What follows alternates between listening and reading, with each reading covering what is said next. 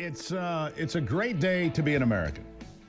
I think all days are great days to be an American, by the way. Some days are just better than others. This is one of those days, all right?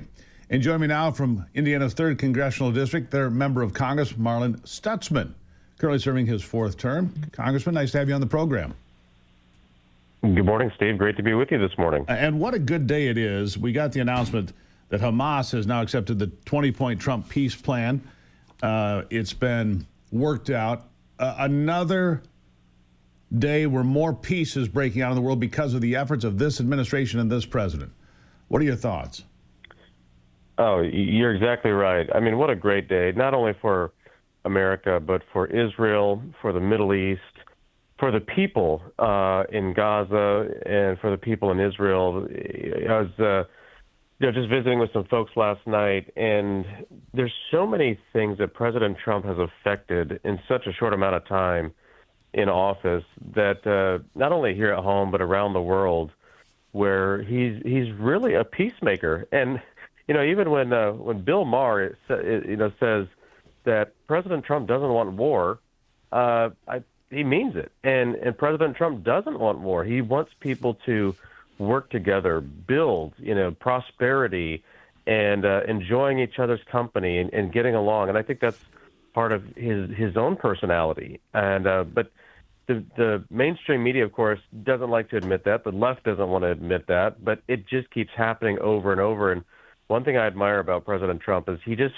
focuses on getting the job done. And while he'll engage the media, he still gets the job done. He does. We played a clip here just a few minutes ago, Congressman, of CNN, and Erin Burnett looked like she was in agony listening to the correspondent say this is a remarkable day, this is an incredible achievement. It's been tried by other presidents. They've not been able to succeed here. It's monumental, and she just looks like she's in agony. These are people that don't want to give this president credit for anything, and yet he's successful, and he's successfully doing big things. Not just in the Middle East and elsewhere, but, for example, in Washington, D.C., the annualized homicide rate in Washington, D.C. is now about 65 if they stay on the path they're on since the National Guard came in. And remember how he was, decried for doing the wrong thing. How dare you do this? He has dropped the homicide rate in the nation's capital, cleaned up the homeless encampments. He's planting flowers, revigorating parks, making America's capital look great again. You work there every day. I'm in Washington quite a bit. It's a big change, isn't it? Oh, it is a big change. In fact, when I came out, I was here a couple of years ago, just walking down Pennsylvania Avenue, I just could not believe how bad the smell was of weed and homelessness. And you just felt like you were in a third world city, like in Moscow or something. I mean, it just didn't feel good at all. And I had some friends out from the district this last week, and they were like, I can't believe the difference. They could tell the difference. And that's the thing that I think is important for us as Americans, and President Trump has really led the way on this. We need to be proud of America. And so if you're going to be proud of America, you're going to take pride in your cities. You're going to take pride in your home. You're going to take pride in your community. And one of the things that the left has let happen is our big cities are ruining the country. And that's why there's such President Trump, he cares. He really cares. He cares about Chicago. I live in Indiana, and Chicago is such a great national city, but the leadership there they're just running it into the ground as a train wreck. And President Trump is willing to put, the work in to go in and clean our cities up. And if we clean our cities up, it's going to be good for our whole country. And while I live in rural America, and I love rural America, it's tough out there because, just business-wise, I mean, agriculture, manufacturing, we're hardworking people.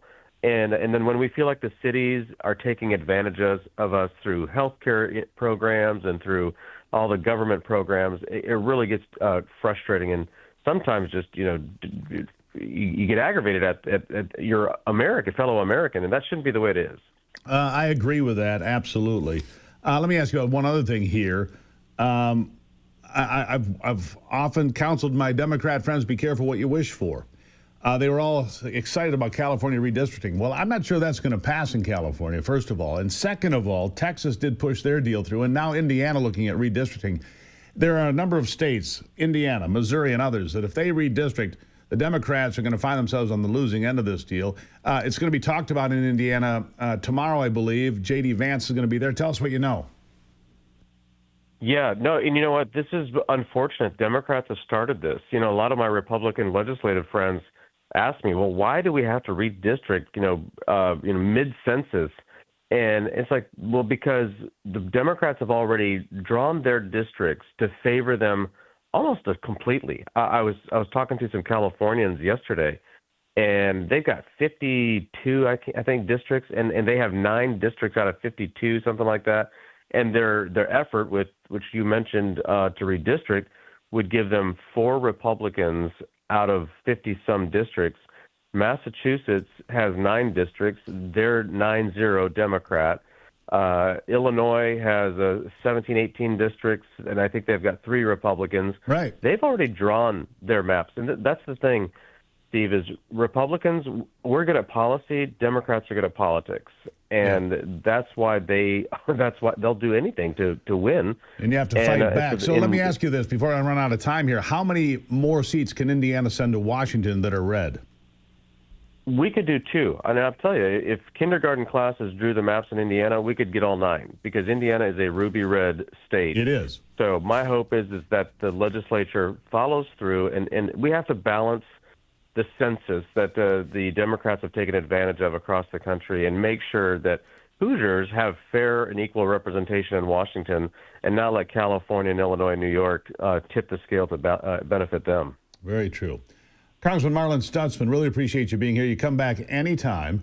Love having you on the program, so thank you for being available this morning. You bet. Will do. Thanks, Steve. Great to be with you. Great to be with you, sir. It's an honor.